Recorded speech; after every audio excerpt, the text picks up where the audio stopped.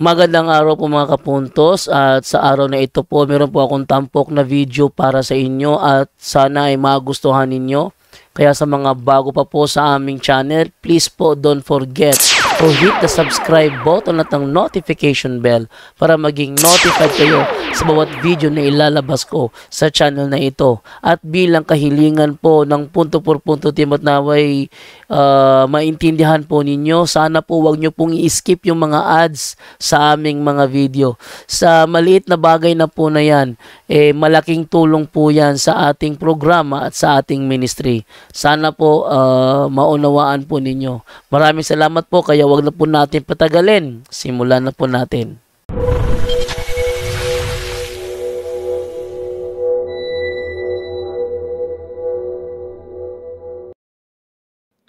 Maayong gabi natong tanan, mga hinigugma kong mga igsuon niya ni anasada sa atong katekismo, no, niining Year of Ecumenism, no, Year of Ecumenism, no, atong basahon niya pamalandungan ni natong matag punto sa atong paningkamutan nga atong malandungan kini punto por punto, no.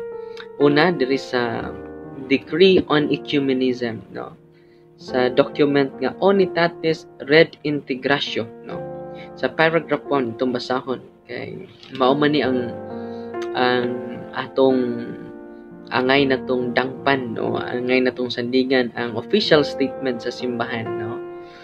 Introduction, ningon dinhi sa paragraph 1, the restoration of unity among all Christians is one of the principal concerns of the Second Vatican Council. So tinaw, no, na mao jud ni ang usas mga gipahingusgan, no, sa Second Vatican Council kining restoration of unity among all Christians, no. Unya despite niini gi-acknowledge sad sa sunod nga sentence, Christ the Lord founded one church, no, tinhawa, Christ the Lord founded one church and one church only, no? So gi-acknowledge sa maong ecumenical nga document Unitatis Redintegratio nga si Kristo nagtukod lang jud og usa ka simbahan, no. Dili lang usa kundi usa lamang, no. So mo ni ang angay nato nga bisan ang document nag-acknowledge, no. Kaya nga nos Mateo 16:18 wa man mag-ingon dito, no, na I will build my churches, no. Ang iyang ingon dito, I will build my church, no. Nindot kaayo ang pagkasulti sa maong document. However, naingon din ang maong document, many Christian communions present themselves to men as the true inheritors of Jesus Christ, no. So daghan sad ang mga Christian denomination nga ni-claim sad sila, no, nga kami sumusunod usab ni Kristo. All indeed profess to be followers of Jesus Christ, no. Matag usa nagpadayag jud nga sila nagatuo sa atong Ginoo, but differ in mind and go their different ways, no. Lain ang panghuna-huna, lain ng mga teachings, lain pod ang papaagi, no. As if Christ himself were divided. Nagpadayag nga mura og si Kristo nabahin-bahin.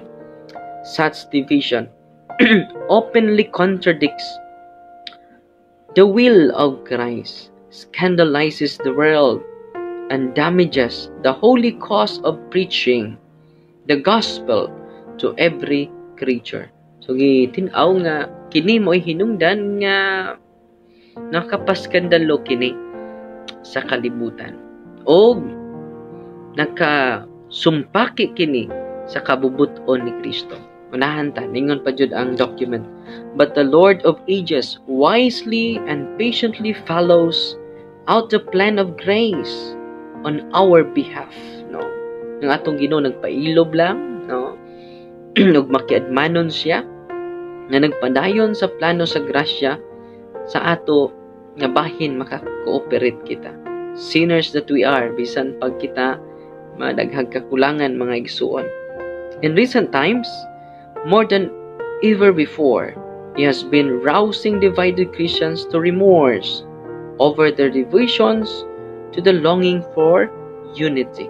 So despite din itong pagkabahin-bahin, no, kinahanglan sa matag usa ka nato, no, mag-remorse, no, and magsugod ta, no, gikan sa atong pagkabahin-bahin, maninguha kita og panaghiusa. Everywhere large numbers have felt the impulse of this grace, and among our separated brethren also there increases from day to day the movement fostered by the grace of the Holy Spirit.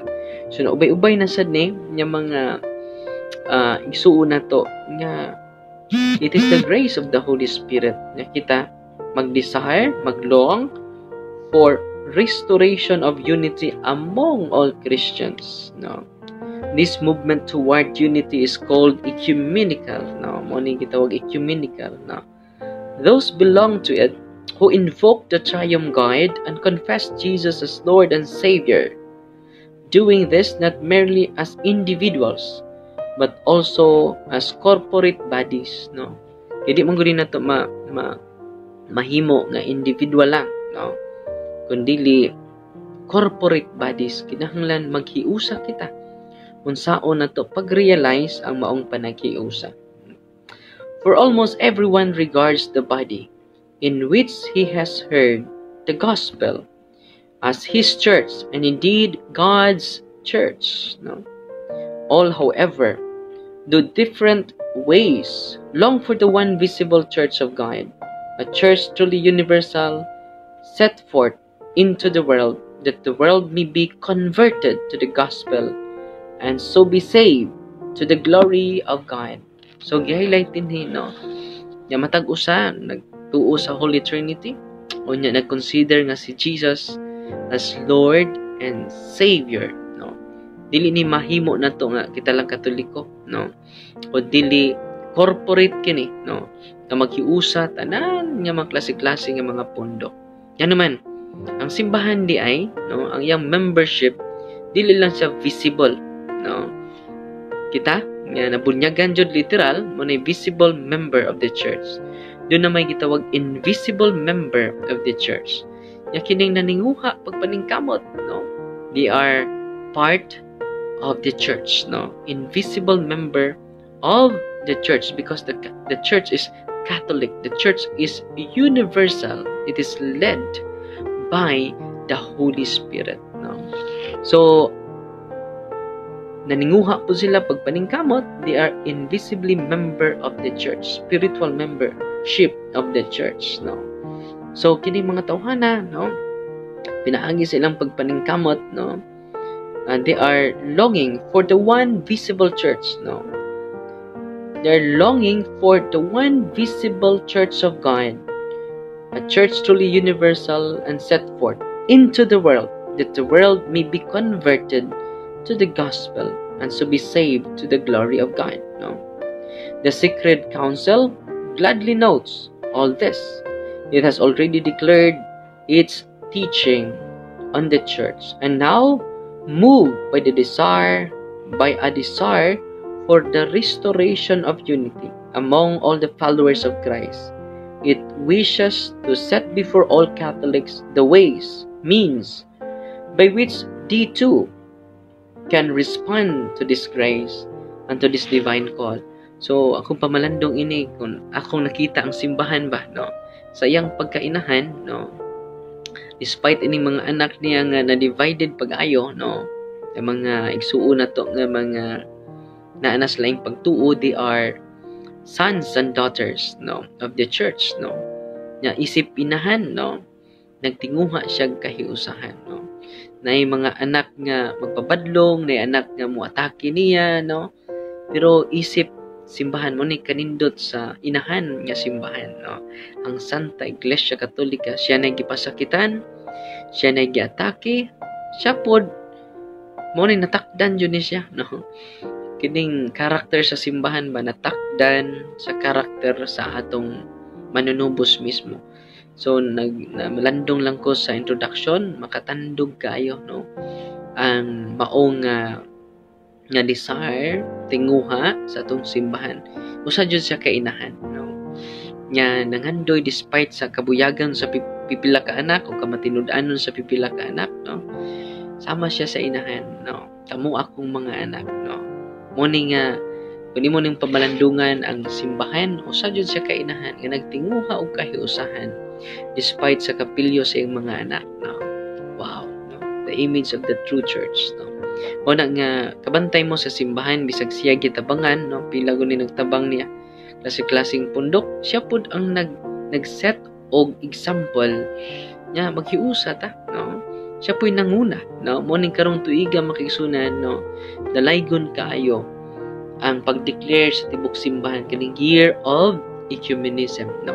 So maning ato ning suportaan mga igsuon no, og makatandog kaayo, very touching, very moving ang maong desisyon sa atong simbahan no. Una nga kun imo ning palawman pagkayo ang spirituality sa simbahan, usa jud siya kainahan no.